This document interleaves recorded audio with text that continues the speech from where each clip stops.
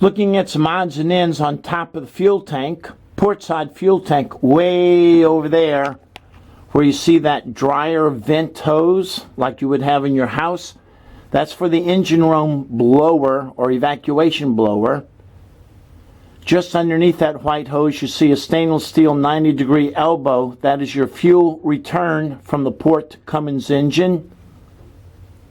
Then you see that big black hose, looks like it's a 2.5-inch black hose. That's the fuel fill hose. And to the right of that big black hose is about a 1-inch hose. That is the air vent. So when you put fuel into the fuel tank, then air has to bleed back out. And so that's the air vent. Looking a little bit closer, there's an emergency bilge pump, usually for your dinghy. That's too small for the big boat. This piece here is your fuel gauge, your electronic fuel gauge that goes to the dashboard to tell you how much fuel you have in this tank. Moving through the battery selector switches to the starboard tank. Again, you can see a fuel fill gauge right here. The electric gauge that goes up to the dashboard. Out to the side to the screen left is the air vent. Center screen is the fuel fill hose.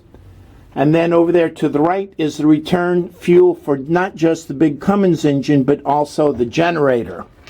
Let's see if I can get a better angle on it. You can't appreciate it, but there's two elbows over there. So we've got two elbows, one for the Cummins, one for the generator. Here's the automatic fire extinguisher system. And then we've got this very large Xantrex inverter charger.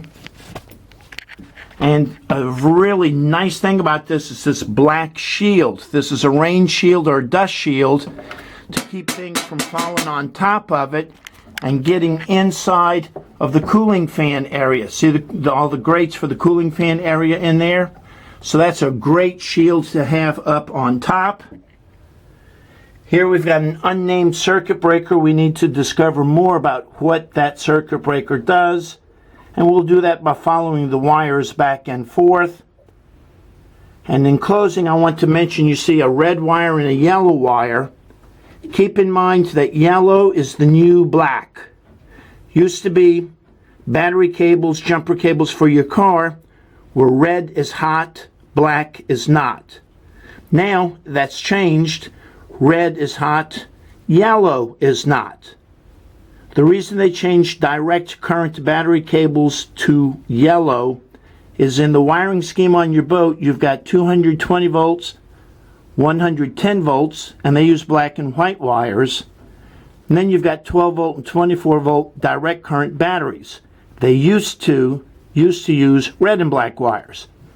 So to eliminate the confusion with what is in that black wire, 110 volts or 12 volts, they decided to go with yellow is the new black. If you want to learn more about inverters, battery chargers, and shore power systems aboard your boat, look us up on the internet. Ask Captain Chris.